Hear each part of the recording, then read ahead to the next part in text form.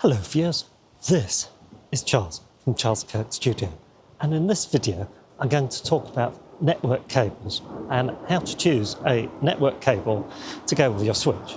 So in this video I'm going to talk about twisted copper cables. Those are the cables that have an RJ45 connector on the end, which you can see a picture of up here. They're sometimes referred to as 10G base T, which is another term you'll come across, but it's all really the same thing. In a subsequent video, I'm going to talk about optical cables, SFP, SFP+, SFP28, but we'll leave that for a separate video. So the chances are, if you've bought a switch recently, it's either going to be a 2.5 gigabit per second switch or a 10 gigabit per second switch.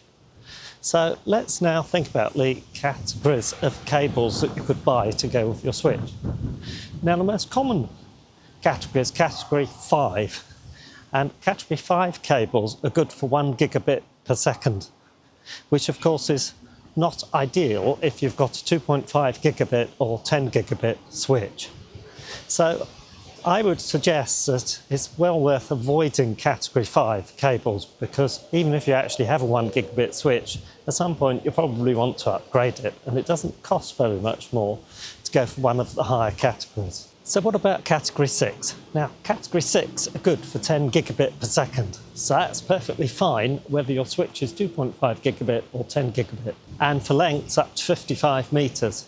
Well, 55 meters is going to be more than enough in a domestic environment, home lab environment. Category 7 cables are also good for 10 gigabit per second, but category 7 cables allow you to have longer cable lengths up to 100 meters, which could be useful in some commercial situations.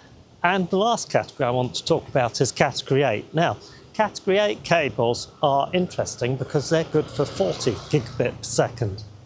But in practice, once you go above 10 gigabit per second, people tend to use optical solutions, not copper solutions. There's a couple of other considerations when you're purchasing cables. And one consideration is they often come in two types, round or flat. Now, round cables tend to be better shielded, whereas flat cables tend to be easier to route. So that's another thing to consider when you're purchasing cables. And one other thing that you may notice is occasionally you see E appended to the name. So you might see Cat8. The E simply means enhanced, and that typically means it has better shielding than just a normal category 6 cable. So what would I recommend buying? I would recommend buying a minimum of category 6, but I would look at the pricing, because it may well be worth buying category 7 or 8, because there may be very little difference in the pricing between them. I would definitely avoid buying category 5. That just doesn't make any sense because it doesn't future-proof you. I hope you found this video useful. If you did, please click on the like and subscribe buttons. Have a fantastic day.